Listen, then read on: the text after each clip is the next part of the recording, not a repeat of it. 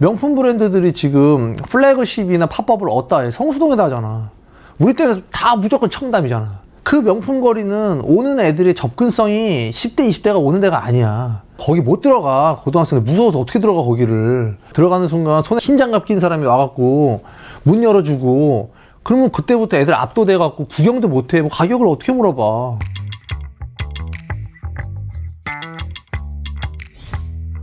조금 무거운 주제일 수도 있는데 명품 소비에 대한 얘기를 좀 하려고 그래요. 가장 큰 금융회사인 모건 스탠리가 한국의 전 세계 명품 소비를 가장 많이 하는 기사가 지금 계속 나오잖아. 매일매일 MZ들 명품 소비 뭐 아니면 한국인들 명품 소비 뭐 워낙 유명했지만 이제는 한국인 중에서도 MZ들 명품 소비가 많다는 거죠. 그래서 이제 이게 왜 이런 좀 현상이 일어났는지에 대한 얘기를 좀 해보면서 정답은 아니지만 지극히 어떻게 보면 내 개인적인 의견 이런 것들 좀 넣어볼까 합니다. 소위 말해서 MZ는 그냥 20대와 30대 한 중반까지를 보자고. 10대 후반에서 30대 중반 좀 넓게 보면 되게 자극적인 그 쇼츠나 짤방 같은 거 보면 지금 MZ들이 절대 뭐 집을 살 수 없다, 돈을 모으지 않는다, 버는 족족 다 쓴다, 그런 것들을 보면서 사실인 것 같아. 입고 다니는 거나 쓰고 다니는 거, 물론 내가 생활하는 환경 반경이 강남 쪽이 어떻게 보면 주가 되고 패션에 좀 민감한 뭐 한남동, 성수동 뭐 이쪽에서 내가 주로 활동을 하니까 보이는 것이 그럴지 모르겠지만 최근에 보면 명품을 살 수 있는 루트가 온라인으로 거래를 많이 하니까 거래량이 미친듯이 폭등하고 있고.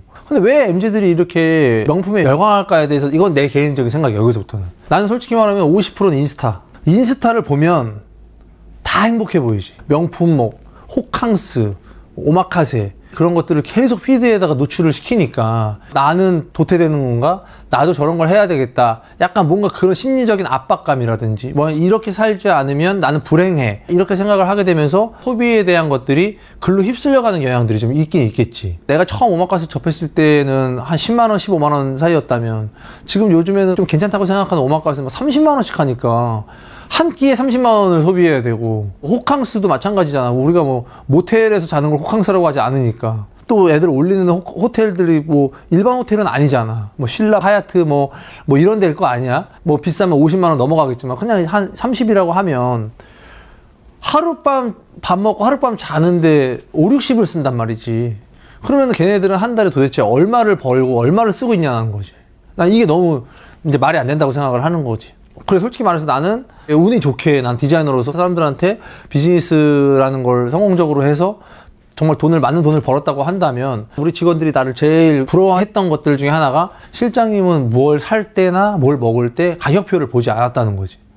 근데 나도 가격표를 봐요. 난 선글라스를 쓰고 쥐들이 어떻게 알아 내가 그리고 선글라스로 눈알 막 굴리는데 이 음식이 30이야 이 음식이 50이야 이 술이 100만 원이야 뭐 물론 100만 원짜리 술은 나도 뭐 부담스러울 수 있겠지만 그래 알았어 먹어 이렇게 가는 것처럼 그러니까 내가 그만큼의 소득이 있다면 내가 부담스럽지 않은 소비에 대해서는 오케이인데 그렇지 않은 소비들이 부담스러운 소비가 과연 올바른 소비냐는 거지. 야 너는 얼마 번다고 이런 거야? 그럼 걔네들이 이제 하는 얘기들이 이런 것도 경험을 해봐야 우리도 좋은 걸 하죠. 그 MZ들한테 어느 정도 동의하는 게 정말 그 경험이라는 거는 굉장히 중요하거든.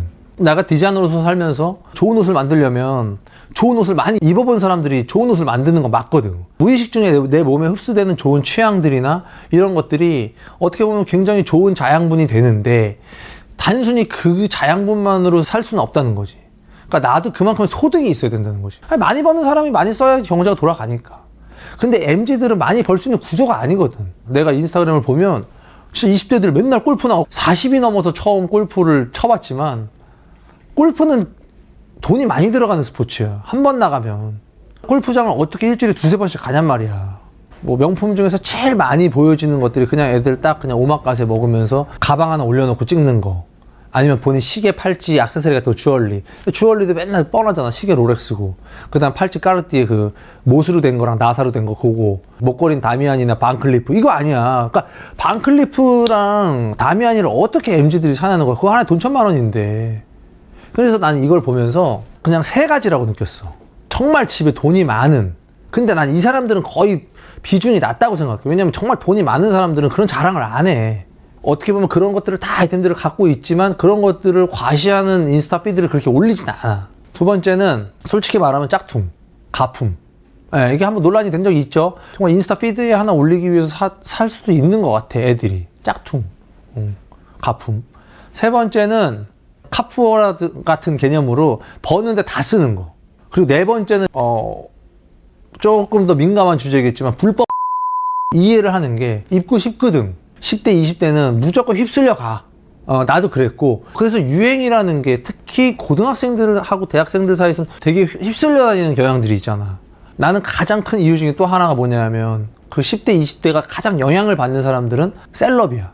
대한민국이 지금 문화예술이 굉장히 글로벌하게 커지면서 영향력이 전 세계에 있는 명품 브랜드들이 다 앰버서더로 한국 셀럽들이 들어가잖아. 고등학생들을 명품 앰버서더로 들어가 있는 데가 지금 좀 있지. 뉴진스 이런 친구들이 다 고등학생이라며. 앰버서더의 타겟층이 되게 낮아졌다는 거지. 이 사람을 앰버서더를 세움으로써 광고 효과를 내겠지. 명품 브랜드들이 지금 플래그십이나 팝업을 어디다 해? 성수동에다 하잖아. 우리 때는 다 무조건 청담이잖아. 그 명품 거리는 오는 애들의 접근성이 10대 20대가 오는 데가 아니야. 거기 못 들어가. 고등학생들 무서워서 어떻게 들어가. 거기를 들어가는 순간 손에 흰 장갑 낀 사람이 와갖고 문 열어주고, 그러면 그때부터 애들 압도돼갖고 구경도 못해. 뭐 가격을 어떻게 물어봐. 성수동 그 연무장길 거기에 가면 뭐 디올부터 해갖고 뭐 까르띠에도 들어오고 뭐 버버리도 지금 팝업 스토어 하고 있고 뭐 자크무스도 최근에 했고 계속 거기서 명품이 돌잖아. MZ들이 북적대는 공간에 명품 플래그십이 들어왔다라는 것들이 어떻게 보면 실질적으로 접근성이 이제는 굉장히 쉽다는 거지. 과연 지금의 MZ들이 분명히 이제 한국의 그 경제 중심이 되는 나이대가 또 있을 거 아니야. 그 사람들이 40대가 되고 50대가 됐을 때 과연 이 사람들은 어떤 식의 소비와 어떤 식의 경제 활동을 할지가 너무 궁금해. 난 이게 잘못됐다라는 판단을 내리진 않을 거야. 왜냐하면 어쨌든 시대의 정답은 또 바뀔 수가 있는 거니까. 내가 기억나는 내 첫 명품은 비욘드 클로젯이라는 브랜드 27살 때 런칭할 때 명함 지갑을 선물 받았어. 그 오렌지 컬러의 프라다 명함 지갑. 엄청 나는 애지중지하고 갖고 다녔지. 지금은 명품 소비할 때 정말 갖고 싶은 거를 웬만하면 다 살 수 있어. 살 수 있지만 나는 그렇게 내가 명품을 막 좋아하진 않아요. 발렌시아가, 루이비통, 셀린 이런 거 나는 별로 입어본 적이 없어요. 근데 슈프림은 있어. 명품은 오히려 좀 거부감이 있어. 내가 오늘 입은 옷도 이 신발은 뭐 워낙 내가 계속 신는 거는 생로랑 빼고는 명품이 없어. 뭐 시계 정도? 명품을 이렇게 입는다고 해서 본인이 명품이 되는 게 아니잖아. 그러니까 사실 나는 어떻게 보면 명품이라는 게 우리가 일종의 과시용이라고 한다면 지금은 이제 그런 세상은 아닌 것 같아. 그러니까 오히려 차라리 명품을 직업으로 삼아서 리셀을 한다? 오히려 그게 나 차라리. 보여주기 위해서 사는 명품은 분명히 나중에 스스로한테 너무나 힘들 것 같아. 계속 바꿔줘야 되거든. 인스타에 걔네들 목적은 인스타잖아. 누군가를 만났을 때잖아. 누군가한테 보여줘야 되잖아. 10장이 계속 똑같은 벌킨의 블랙 컬러면 걔네들은 싫거든. 카멜도 있어야 되고 디올도 있어야 되고 샤넬도 있어야 되거든. 약간의 부담을 느끼면서까지 해보는 경험까지는 오케이. 하지만 이것이 점점 커져서 약간 무리하게 되고 정말 빚이 막 대출을까지 막 생겨가면서 막 뭔가를 소비한다면 그런 것들은 이제 좀 잘못된 소비가 아닐까라는 생각을 하죠. 너무 옛날 사람 같나? 그냥 한 달에 10만 원씩 모아서 뭐 한 달에 5만 원씩 모아서 정말 매년 마지막 해에 나를 위한 선물을 명품으로 스스로에게 선물을 주는 것도 정말 차라리 좋은 방법이라고 생각을 하고, 그래서 내가 딱 나를 위한 소비를 하고 싶다라고 했을 때 가장 여러분들한테 해주고 싶은 얘기는 절대 그 시즌에 유행하는 아이템으로 그걸 소비하지 마시고 그 브랜드에서 계속 몇십 년 동안 시그니처라고 할 수 있는 클래식한 아이템을 구매할 수 있는 것부터 시작하시는 게 좋을 것 같아요. 갑자기 뭐 샤넬에 이번 시즌 패턴이 있는 뭔가 이런 걸 사기보다는 그냥 클래식 백부터 사는 게 좋을 것 같고, 차라리 보이백이나 이런 걸 사는 게 좋을 것 같고, 반클리프 마찬가지로 그 클로버 같은 그런 거 사는 게 좋지. 갑자기 뭐 TV에서 뭐 제니가 뭐 이번에 반클리프 이거 나왔다고 그거 사면 작살 나는 거지. 처음 산 제일 비싼 시계가 롤렉스 데이토나인데 데이토나 금통을 샀어요. 2,500 정도의 거래를 했는데 뭐 이건 뭐 편집해도 상관없지만 최근에 이제 아팠잖아 우리 부장님. 그래서 내가 병원비 좀 보태주려고 그걸 팔았다? 4,500 받았어요. 그러니까 2,500에 사서 15년 차고 4,500을 받았죠. 그러니까 그런 것처럼 그런 아이템들은 유행을 안 타잖아. 에르메스 벌킨 가격 계속 오르잖아.